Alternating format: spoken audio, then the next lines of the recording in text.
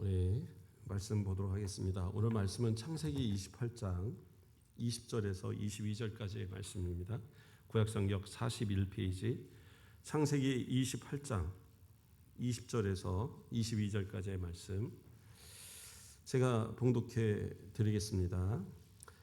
야곱이 서원하여 이르되 하나님이 나와 함께 계셔서 내가 가는 이 길에서 나를 지키시고 먹을 떡과 입을 옷을 주시어 내가 평안히 아버지의 집으로 돌아가게 하시오면 여호와께서 나의 하나님이 되실 것이요 내가 기둥으로 세운 이 돌이 하나님의 집이 될 것이요 하나님께서 내게 주신 모든 것에서 10분의 1을 내가 반드시 하나님께 드리겠나이다 하였더라.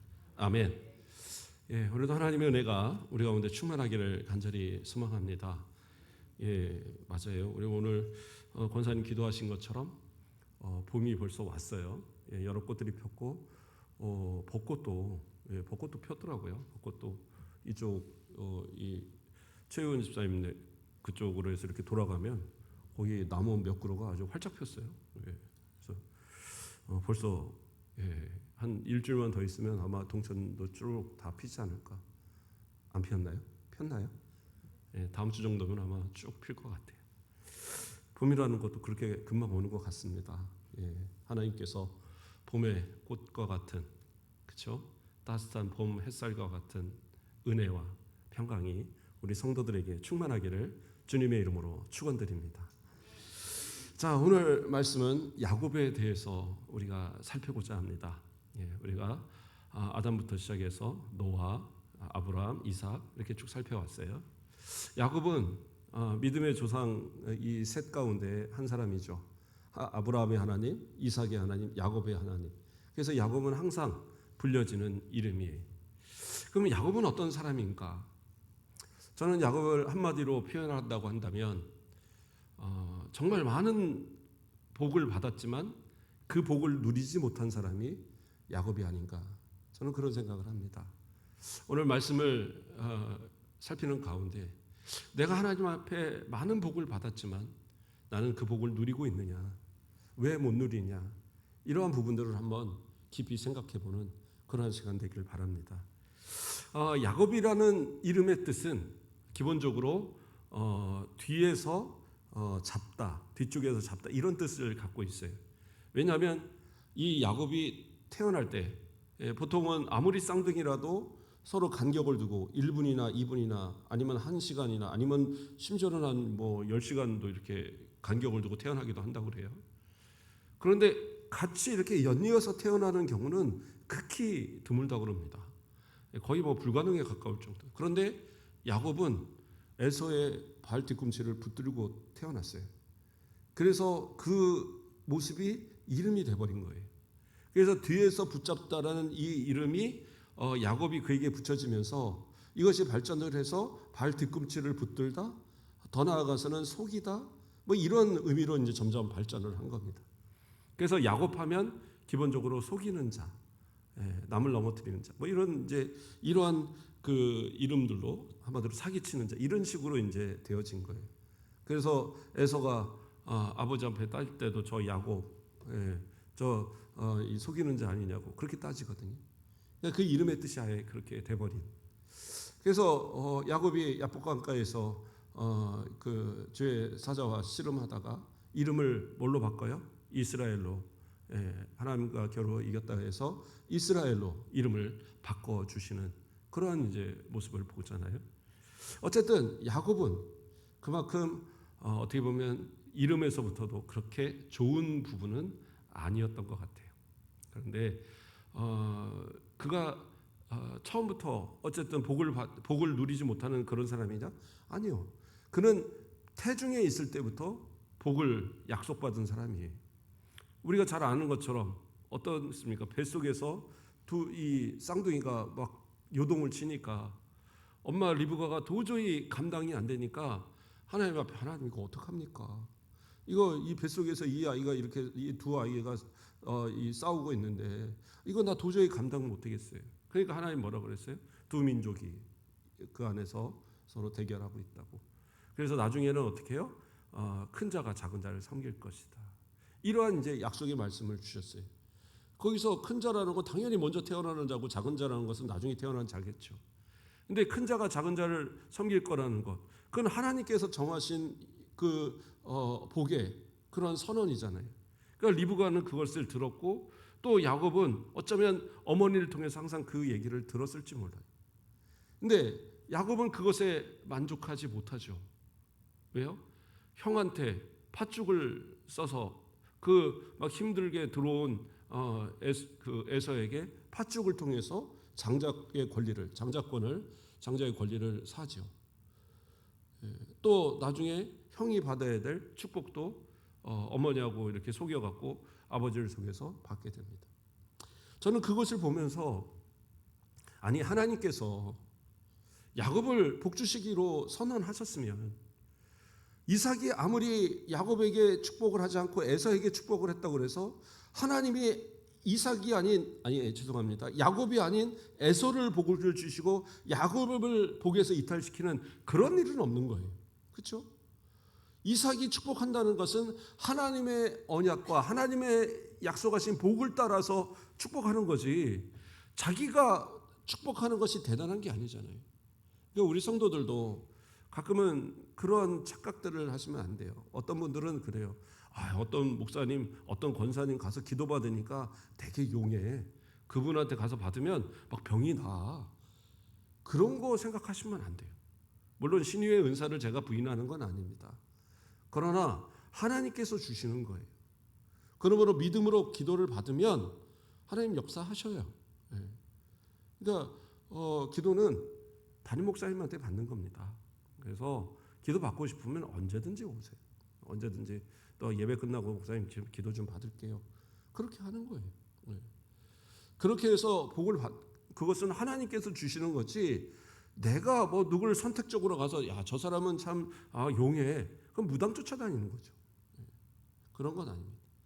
그래서 이삭이 축복을 했기 때문에 야곱이 복을 받은 게 아니라 하나님이 축복하시기로 이미 작정하시고 약속하셨기 때문에 야곱이 복을 받은 건데 야곱은 그것을 알지 못했어요. 깨닫지 못했어요. 그러니까 그가 자라서 형한테 아버지한테 잘못하고 도망치기까지 그 어려서부터의 그 삶이 행복했을까요? 저는 행복하지 않았을 것 같아요. 항상 뭔가 형한테 뺏어야 되는 형의 것을 뺏어야지만 내가 행복하다고 여긴다면 그게 어떻게 행복할 수 있겠어요? 둘째들 가운데 그런 사람들이 사실은 많답니다. 항상 뭔가 형한테 부족한 것 같은 열등감, 어머니 아버지가 형만 더 잘해주는 것 같은, 뭐 실제로 잘해주는 집도 있긴 하지만 그러나 큰아이는 큰아이기 때문에 더 먼저 받았기 때문에 그런 거예요. 학교도 먼저 들어가고 그렇죠? 고등학교도 먼저 들어가고 뭐 다 먼저 하잖아요. 그러니까 더 잘했을 수밖에 없는 부분들이 있는 건데 동생은 항상 형이 남겨놓은 걸 물려받다 보니까 아깝잖아요. 그거 뭐 물려받다 보니까 마음에 항상 열등감이 있는 거예요. 예전에 제 여동생도 보면 똑같이 등록금을 내는데 연년생이고 똑같이 등록금을 내는데 자기 늦게 내면 난리가 나요. 왜 오빠만 사랑하고 자기는 미워하냐고 막 대놓고 엉엉 울어요. 저는 한 번도 그거 달라고 떼써본 적이 없어요. 언젠가 주실 거 아니에요. 학교를 잘리게 하도록 냅두시겠어요? 그건 이제 어머니의 아버지의 책임이니까. 그러면 저는 그냥 주실 때까지 기다려요. 그냥 언제까지 내려요. 그 한마디면 되는데. 그래서 항상 여동생은 자기가 먼저 다 갔어요. 그런데도 항상 그 아이의 입술에서 나오는 이야기는 엄마는 오빠만 좋아해. 그냥 항상 그게 달고 있는 거예요. 근데 저는 뭐 제가 맞이로서 받은 것을 부인하는 건 아니에요. 첫째니까 항상 필요한 걸 먼저 받았죠. 그렇다고 해서 여동생이 있는데 뭐 제 거를 그 아이가 뭐 물려받거나 그런 건 아니고 또 제가 좋은 거 뭐 있으면 그냥 가져가요. 자기가 제가 뭐 물려줘서가 아니라 그러니까 항상 뭔가를 부족하게 느끼고 그런 게 둘째들의 성향이 좀 있어요. 그래서 첫째들은 뭔가 이렇게 개척 정신이 좀 약하다면 둘째들은 그런 개척 정신이 강한 경우들이 많이 있어요. 그래서 좀 더 진취적이고 뭔가 이렇게 사업 수완도 좀 더 많고 큰 아이들은 보통 시키는 대로 잘 하다 보니까 공무원이나 이런 쪽으로 교사나 이런 쪽으로 가는 경우가 많고, 둘째들은 사업 막 이런 쪽으로 가고, 보통 이제 그런 성향은 분명히 있습니다. 그러나 야곱은 좀 지나치게 자기가 맞이가 되지 못했다는 사실 때문에, 그렇죠, 이 뒤꿈치 잡고 태어났으니까 거의 뭐 한 1, 2초 사이로 태어난 거잖아요. 이 어떻게 보면 정말 100m 달리기 해서 간발의 차이로 들어가서 1, 2등이 갈리는 것처럼 뱃속에서 나올 때 정말 그 몇 초 사이로 두 아이의 첫째와 둘째가 나졌죠. 그래서 그런지 몰라도 항상 그 열등감을 가지고 있었던 것이 야곱이었던 거예요. 그러다 보니까 그 삶이 행복할 수가 없어요. 또 그러면 그가 아버지한테 축복을 받고는 그것은 또 행복했습니까? 아니요. 아버지한테 그 축복을 받고도 그는 어떻게 해요? 결국엔 그 일로 인해서 아버지와 어머니를 떠나서, 또 물론 자신을 미워하는 형을 떠나서 라반 삼촌 집으로 피해야 했습니다. 장장 몇 년을 피해요? 20년을 피합니다. 그 사이에 우리가 잘 아는 것처럼 이삭은 장수했습니다. 네, 장수했어요. 그 당시 아이고 나 다 죽을 것 같아. 아이고 아무래도 나 눈도 잘 안 보이고 나 지금 축복해야지. 그리고도 대충 계산을 해봐도 한 60년은 더 살았어요. 60년에서 거의 80년 가까이 더 삽니다. 그러니까 상당히 오래 장수했어요. 근데 신기한 거는 그 사건 이후로 리브가의 이야기가 나오지 않아요. 그렇잖아요. 그 위에 사라 같은 경우에는 장래의 이야기가 나와요. 야곱의 아내인 그 라헬도, 사랑하는 그 아내, 둘째 아내 라헬도 장례사 지낸 이야기가 나와요. 그런데 이삭의 그 아내 야곱의 어머니 리브가에 대한 이야기는 전혀 나오질 않아요. 그건 뭐예요? 그 20년의 시간에 이미 하늘나라 갔다는 얘기. 그러니까 자신의 그 욕심 때문에 결국에는 어머니의 임종마저도 보지 못한 것이, 그 사랑하는 어머니의 임종도 보지 못했던 것이 야곱의 모습이었어요. 그게 행복인가요? 축복을 꼭 가서 머리 들밀고 받아야지만 그게 복을 받는 길이냔 말이에요. 하나님께서 복을 주시면 약속하셨으니까 큰 자가 뭐 축복을 받든 어쨌든 하나님이 불러다가 하나님께서 내가 너에게 복을 주겠다 약속하시면 되는 거잖아요. 아브라함한테 데라가 가서 축복을 해갖고 아브라함이 그 약속에 저기가 됐나요?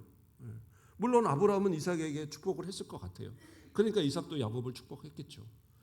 그러나 그래서가 아니라 이삭도 마찬가지로 하나님이 개인적으로 또 부르셔서 약속하셨고 야곱도 마찬가지.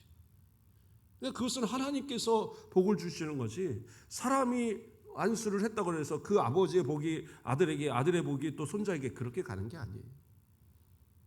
그런데 이 야곱은 그것을 착각하고 항상 그 열등감 속에 아버지가 주는 그 축복을 속여서라도 받아야겠다는 이 욕심 때문에 결국에는 그 비참한 그 가정사를 만들고 마는 거예요. 그러면 저는 생각을 해봤어요. 이삭이 과연 야곱이 속여서 이 축복을 받는 걸 몰랐을까? 모르지는 않았을 것 같아요. 몰랐다면 아마 크게 질책을 했겠죠. 그런데 축복받으러 온 이 야곱한테 뭐라 그래요? 손도 만져보고 이러면서 목소리는 야곱인데 이거 만져보니까 그건 에서구나, 털은 에서구나. 이제 그런 얘기를 하잖아요. 그러니까 목소리를 들었는데 큰 아들과 둘째 아들을 구별 못한다? 이거 말도 안 되죠.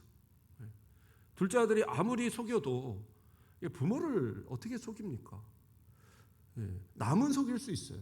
그렇죠? 남은. 예전에 저희 아버지가 아는 분이 집에 전화를 하셨어요. 저희 집에. 제가 전화를 받았습니다. 예. 그랬더니 저 누굽니다. 그러시더라고요. 예. 그러면 저희 아버님 바꿔드리겠습니다. 그리고 바꿔드렸어요. 그랬더니 저희 아버님한테 아니 제가 그 아드님 바꿔달라 그랬는데 왜 아버지를 바꿔드리는지 모르겠네요. 죄송합니다. 아들 좀 바꿔주세요. 그러면서 저희 아버지 이름을 대더라는 거예요. 그래갖고 저희 아버지가 아까 우리 아들이 받았어. 나요. 우리 아버지 아니요. 그러니까 그때서 목소리가 이렇게 똑같냐고. 목소리가 이렇게 똑같냐고. 속았다고 그러면서 얘기를 하더라는 거예요. 많이들 속으셨어요. 많이들 속았는데 그래도 우리 친척들, 우리 어머니 또는 제 뭐 여동생 절대 안 헷갈려요. 한 번도 헷갈린 적이 없어요. 아버지하고 제 목소리를. 그런데 남은 헷갈려요. 모를 수 있어요. 근데 어떻게 평생을 키운 아버지가 자기 두 아들의 목소리를 구별을 못하겠어요. 그러니까 야곱의 목소리라고 그러죠. 그리고 축복을 받고 갔을 때에 그리고 이 에서가 와서 막 그 통곡을 하고 축복 다시 해줘 막 그런데 어떻게 해요? 그건 취소 못한다. 그리고 나중에 어떻게 합니까? 야곱을 불러다가 다시 축복을 해요. 그리고 서로 이 싸우지 못하도록 라반 삼촌의 집으로 가도록 엄마 그 리브가와 함께 그렇게 해서 하란으로 바단 아람으로 보내는 그러한 일들이 있게 되어져요. 그러니까 야곱은 어쩌면 그 이삭은 야곱을 짐작을 했고 또 그 축복을 확정하기 위해서 다시 불러다가 축복하는 그런 모습을 분명히 보였어요. 아니 그렇게까지 복을 어떻게 보면 하나님이 주시기로 또 그 아버지도 인정할 만한 복의 계승자인데 그냥 장자의 축복 하나 그것 때문에 아버지를 속이고 어머니와 작당하고 그래서 형과 원수가 되고 그렇게 도망가는 것 그건 결코 행복한 모습이 아니다. 그러면 삼촌 집에 가서는 어떻습니까? 하나님께서 오늘 읽었던 본문은 조금 이따 마지막 부분에 다시 살피겠습니다. 하나님께서 복을 주셔서 어쨌든 축복을 받았어요. 그러면 삼촌 집에 이렇게 그 도망을 갔습니다. 그러면 삼촌 집에서 그러면 행복한 모습으로 잘 살았을까요? 물론 집을 떠났으니 다 개고생이죠. 예, 고생할 겁니다. 그런데 이 모습이 또 하나님께 복을 주셔서 정말 잘 일하는 모습을 보니까 이 조금 시간 지나면 야곱이 자기 집으로 돌아갈 것 같으니까 불러다가 내가 무엇을 줄 테니까 원하는 거 줄 테니까 가지 말고 나하고 좀 한동안 있자. 그러니까 뭐라고 그래요? 당신 둘째 딸, 삼촌 둘째 딸 라헬 주세요. 그래? 그러면 7년 동안 일을 해. 그러면 줄게. 그래서 7년 동안 일을 하고 어떻게 해요? 딱 첫날 밤을 보내고 눈을 떴는데 옆에 누가 있어요? 라헬이 아니라 레아가 있었죠. 첫 딸이. 그러니까 우리 법에 둘째를 먼저 결혼시키는 법은 없다. 그래서 첫째 한 거다. 그럼 어떡합니까? 그래? 그러면 이 둘째도 줄 테니까 7년만 더 일을 해. 그래갖고 또 14년을 일을 하죠. 자기가 형한테 속이고 왔는데 결국엔 어떻게 해요? 자기도 삼촌한테 속아요. 어떻게 보면 그래서 14년의 시간을 거의 공으로 일을 한 겁니다. 머슴처럼 일을 했어요. 그래서 막 불어나는데 그러니까 이제 삼촌 나 이제 그만하고 갈래요. 그러니까 아이고 왜 그러냐. 저도 이 품삯도 못 받고 이렇게 일하는 거 좀 그래요. 그래 그럼 품삯 줄 테니까 뭘 주랴? 뭐라고 그랬어요? 아롱진 거, 검은 거, 얼룩이 이런 거 갖다가 저 주시고 희고 좋은 것들은 삼촌 거 하세요. 왜냐하면 얼룩이나 이런 것들은 당시로서는 그렇게 좋아하지 않았답니다. 이 흰색의 이 양이나 염소를 귀하게 여기기 때문에 그래서 그것들을 더 키웠지 이 얼룩이나 이런 것들은 되도록이면 키우지 않았던 거예요. 그런데 그런 것들을 달라고 하는 거예요. 그러니까 그래? 그럼 줄게. 그래갖고 삼촌이 어떻게 해요? 그 아롱진 거 한마디로 얼룩이들 그리고 이 검은색 이런 양과 염소들을 다 데려다가 자기 아들들한테 보내고 한 사흘길을 떨어쳐놔서 섞이지 못하도록. 왜요? 교배가 그런 애들하고 교배가 돼버리면 얼룩이가 나올 거 아니에요. 아무리 하얀 애들을 모아놔도. 그러는데 야곱이 어떻게 합니까?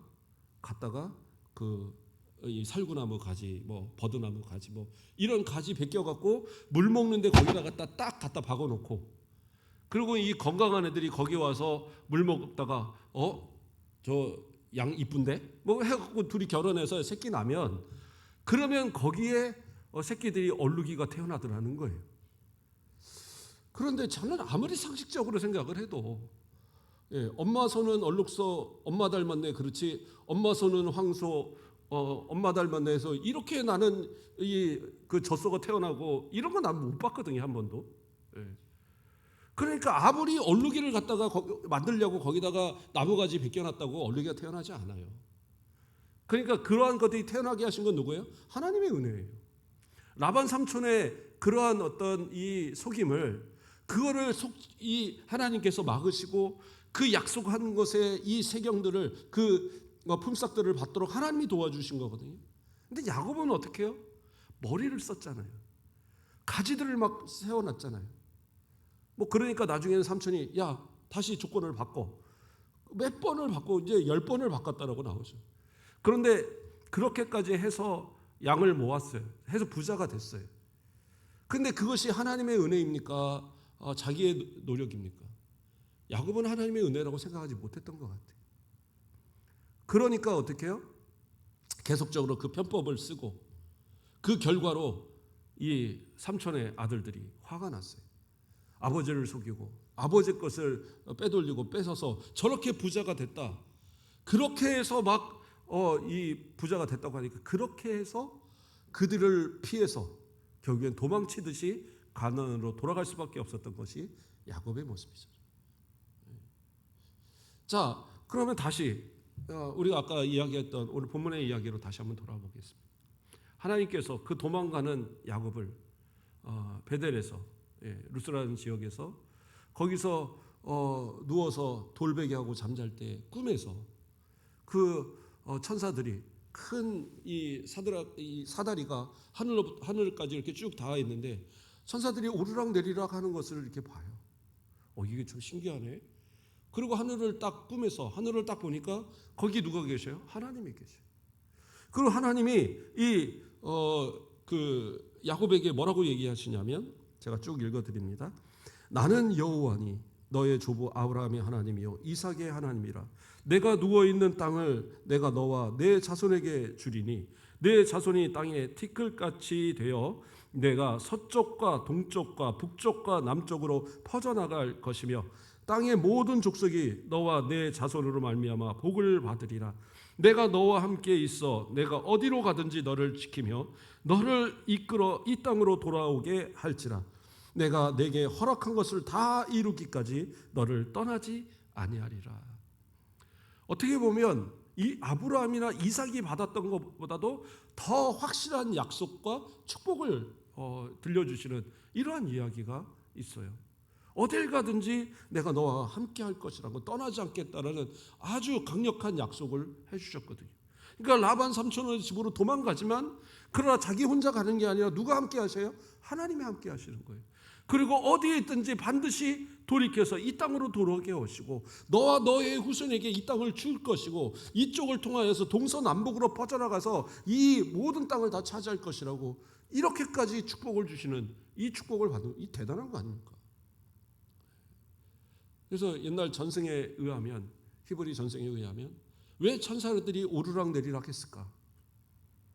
이 천사들도 생각하니까 저 야곱이라는 인물 소문 듣기로는 별로 그렇게 대단한 사람이 아닌데 이 거짓말이나 하고 뭐 그런 사람인데, 도대체 하나님이 어떤 사람에게 그렇게 살아가시고 어떤 사람에게 그렇게 귀하게 여기시냐 하도 궁금해서 하늘에서 내려왔다 올라갔다 내려왔다 그랬다라는 거예요. 전설입니다. 히브리 전설.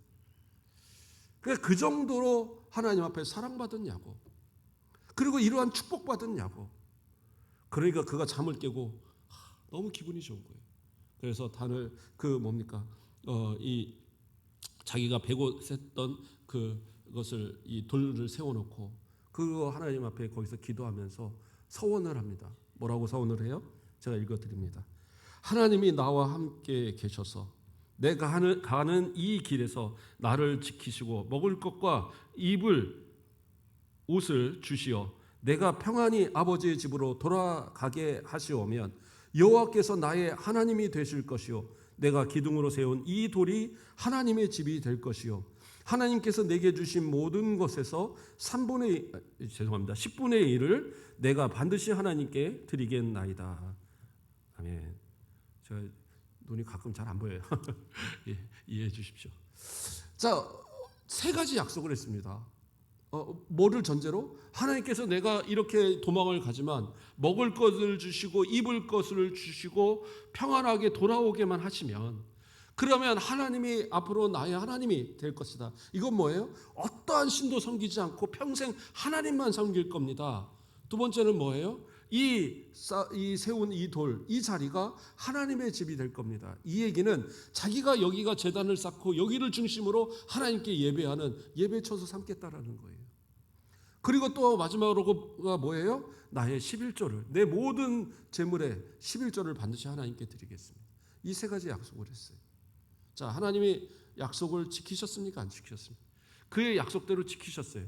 먹을 것과 입을 것뿐만 아니라 아까 말한 대로 하나님의 은혜를 주셔서 자기는 자기가 잔꾀를 내어서 그렇게 부자가 됐다고 생각할지 모르지만 하나님께서는 그에게 은혜를 주셔서 먹을 것과 입을 것 정도가 아니라 아주 많은 그 재물을 통해서 거부가 되게 하시고, 그렇죠? 어쨌든 부인도 4명이나 더 갖고 아들도, 그 당시에는 이제 요셉과 그 베냐민은 태어나지 않았을 테니까 여러 아들을 주셨고, 어쨌든 그런 정도로 아주 풍성한 그러한 것을 얻었어요. 그리고 집으로 돌아갈 생각을 도저히 안 하니까 하나님이 어떻게 해요? 삼촌의 아들들의 마음을 동역해서 결국엔 돌아갈 수밖에 없도록 만드시면서 그가 두려워하여 무서워하는 그 밤에 나타나서 하나님께서 말씀하시는 것이 뭐예요? 너 본토 이 친척 아버지 집 거기로 돌아가라는 거예요. 아버지 집으로 돌아가라고. 약속한 그 약속을 지키시는 하나님이셔요. 그래서 그 말에 힘입어서 돌아가죠. 물론 야복강가의 앞에서 못 넘어가고 다 보내고 막 이런 사건도 있고, 그에 앞서서 또 뒤를 쫓아온 이 삼촌과, 그렇죠? 그 삼촌의 아들들과의 한바탕면 싸울 뻔한 그런 상황. 그러나 하나님께서 이미 그들을 막으셔서 그들이 와서 화친의 조약을 맺고 돌아가는 그러한 이제 상황이 있었죠. 자, 어쨌든 하나님은 약속한 걸 다 지켜주셨어요. 그러면 이 세 가지를 과연 야곱이 지켰느냐? 첫 번째로 하나님이 나의 하나님이 되실 거라는 거죠. 물론 야곱은 하나님을 철저하게 믿었습니다. 안 믿은 게 아니에요. 다른 신을 섬겼다는 그러한 기록이 하나도 없어요. 근데 문제는 뭐예요? 자기를 제외한 자기의 자녀들, 자기의 부인들은 믿음이 똑바르지 않았어요. 두 가지 예만 들으면, 하나는 그 가족들이 도망올 때에 라헬이 아버지의 드라빔을 몰래 훔쳐갖고 옵니다. 드라빔에 대해서는 두 가지의 그 의견이 있는데, 첫째는 이 드라빔이 재산에 대한 목록이 기록되어져 있는 문서와 같은 것이다라고 이야기를 합니다. 그러니까 집안에서 섬기는 그러한 이 우상은 맞는데 거기에다가 어떤 땅의 경계 뭐 이런 것을 다 적어놓고, 그래서 나중에 이것을 갖고 가면 내가 주인이요 할 수 있다라는 거예요. 그러니까 일제 시대 때 뭐 이럴 때 그 땅 갖고 있다가 뭐 해방되고 이런 거 뺏긴 사람들이 그 뭡니까 그 친일파들 그 후손들이 우리 땅 문서 있어 이거 내 거요 해갖고 되찾아 가잖아요. 아무리 나쁜 놈이라도 그 재산을 인정해야 된다 해갖고 찾아가는 것처럼 문서라는 게 그렇게 중요한 거거든요. 그런데 이것은 아닌 것 같아요. 왜 아닌 것 같느냐? 라반 삼촌의 집에서 다 도망오는데 거기에 이 드라빔을 갖고 와서 거기에 뭐 기록이 있다고 그래서 나중에 그 삼촌의 자녀들이 있을 때 가서 이거 내 거요. 누가 주겠어요? 절대 안 주죠. 그거 문서 새로 만들면 되죠. 그 당시에 뭐 이것이 어디 등록되어 있는 것도 아니고 자기끼리 적어놓는 것들인데 그게 없다고 그래서 무슨 큰 의미가 있겠어요? 그건 아닌 것 같습니다. 왜냐하면 고대 사회이기 때문에.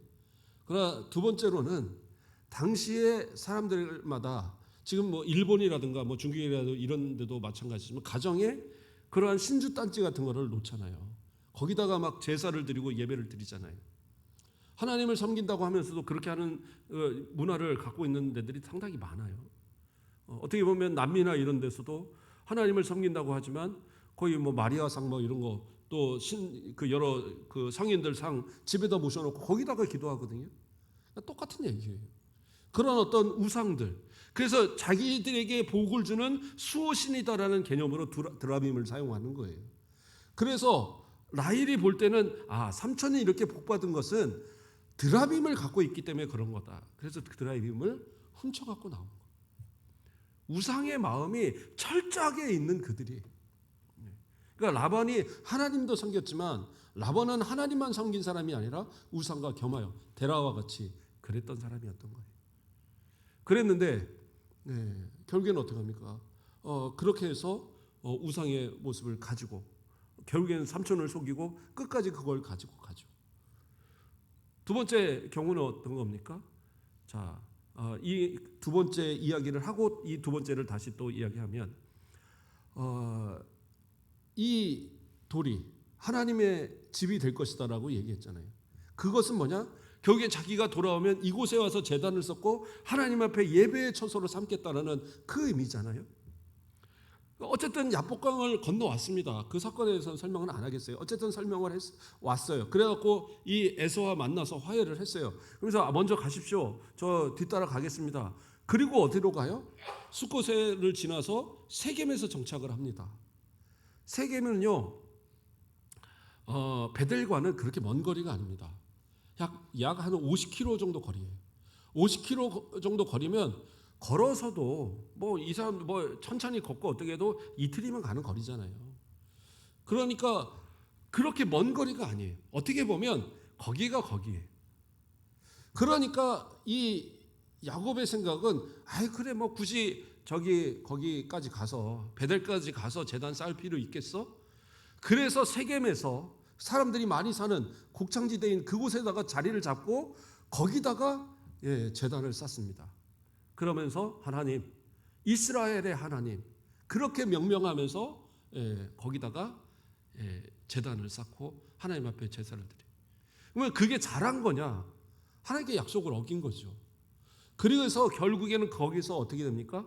자기 딸, 첫째 딸 디나가 그 세겜의 한 보수족의 아들에게 이 겁탈을 당하고, 그리고 자기의 둘째와 셋째 아들 시므온과 레위가 자기 여동생이 겁탈당한 거에 이게 화가 나니까 아버지는 가서 니네들 할례하면 우리 서로 결혼하고 이렇게 할 거야 라고 약속을 했는데 열심히 할례해 놓은 이 남자들을, 그 족속의 모든 남자들을 갖다 다 칼로 죽여버리죠.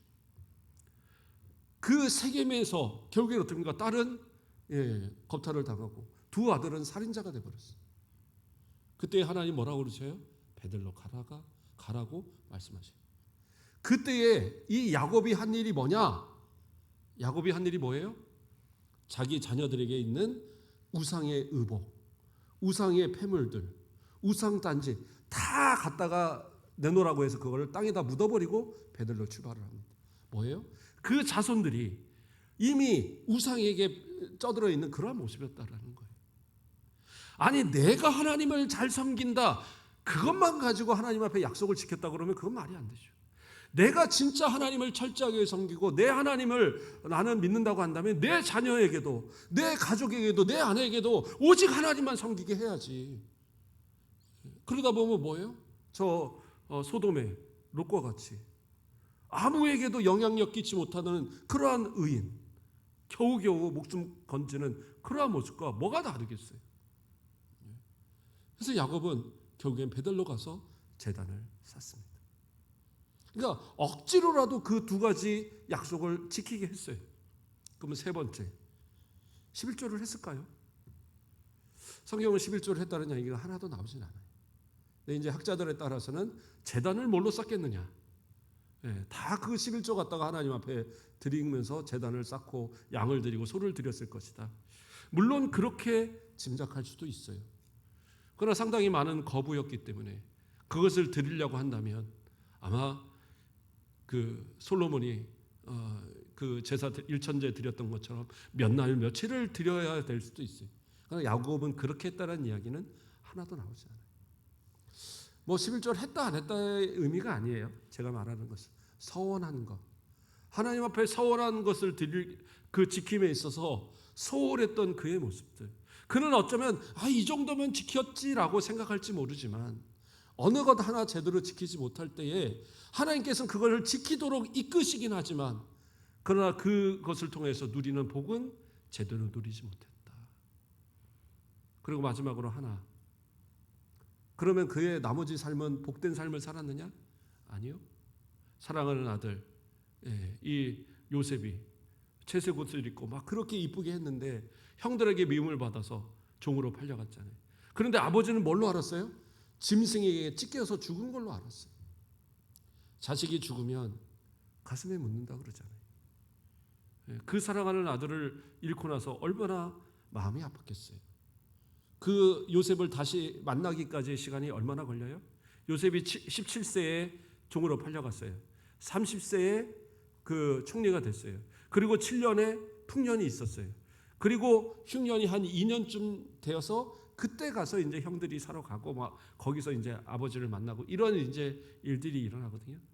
그러면 7년, 9년에다가 12년에 13년인가요? 13년에다가 그러면 어떻게 해요? 22년의 시간을 아픔과 어떻게 보면 음식을 먹어도 속이 쓰리고 그런 고통의 시간을 보냈을 거예요. 그래서 나중에 요셉을 만나고 그 바로 앞에 섰을 때 바로가 당신의 나이가 몇 살입니까? 그럴 때 이 야곱이 하는 얘기가 제가 130년을 살았습니다. 그런데 저는 험악한 세월을 살았습니다. 라고 고백을 해요. 아니 축복을 계승하고 그렇게 억지로라도 거짓을라도 속여서라도 축복을 받았던 야곱인데 그리고 거부가 되었고 어떻게 보면 자녀들도 많이 가졌고 남부러울 것 없이 그렇게 얻은 그의 모습인데 그의 마지막 고백은 물론 그리고 좀 더 살았지만 그의 입술의 고백은 뭐였어요? 험악한 세월을 살았다라고 고백하고 있어요.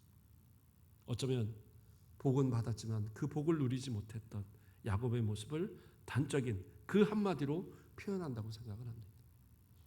하나님 앞에서 저와 여러분은 약속을 받고 복을 받은 사람들이 우리는 하나님의 백성으로 하나님의 자녀로 예수 그리스도의 피의 공로 의지에서 우리는 다 죄사함을 받고 하나님의 약속의 후사로서 저 영원한 천국을 이어받을 우리의 모습들이 이 정도 약속 받았으면 야곱보다 덜 하겠습니까? 어디 가서 드밀고 뭐 축복 그거 안 받아도 그래요. 목사님한테 와서 꼭 안수 안 받아도 이미 하나님께 받은 복은 너무나도 넘쳐요. 근데 중요한 것은 뭐예요? 내가 그 복을 누리지 못하는 많은 이유 가운데는 내가 여전히 하나님을 온전히 섬기는 것이 아니라 하나님만 섬기는 것이 아니라 세상에 더 좋은 것들을 섬기고 하나님만 예배하는 것이 아니라 때로는 더 귀한 것들의 마음을 돌리는 이러한 모습들, 하나님 앞에 정직하지 못한 모습들, 이러한 모든 것들이 삶을 통하여서 내가 누려야 될 복을 내가 차버리고 있는 그런 모습은 아닌가. 우리가 하나님 앞에 예배하고 기도하고 정말 하는 이 온전한 모습으로 드려지는 이 모습이 삶을 통해서도 연장이 되고 삶의 속에서도 야곱이 속이는 자가 아니라 그 이스라엘로 하나님과 겨루 이겼다라고 말할 하나님께서 복을 주실 수밖에 없는 이러한 삶을 살아가시는 우리 모든 성도들 되길 주님의 이름으로 축원드립니다. 기도하겠습니다. 사랑의 하나님 감사를 드립니다. 가장 많은 사랑을 받았던 야곱, 하나님께 누구보다도 많은 축복을 얻었던 야곱, 그러나 항상 속이고 거짓말을 하고 거짓 행동 가운데에 그가 누리는 것은 험악한 세월밖에 없었음을 그 입술로 고백했던 것을 바라봅니다. 우리의 삶 속에 험악한 세월이 아닌 오직 하나님과 동행하는 평안의 세월, 감사의 세월, 기쁨의 세월 되도록 인도하여 주시옵고 우리 모든 성도들의 기도가 또 삶을 통하여 주님께서 이루어 주신 복의 역사가 있어지게 더 나아가서 우리의 자손 만대에 하나님의 복이 끊임없이 이어지는 복된 역사가 있도록 축복하여 주시옵소서. 감사합니다. 예수 그리스도의 이름으로 기도드립니다. 아멘.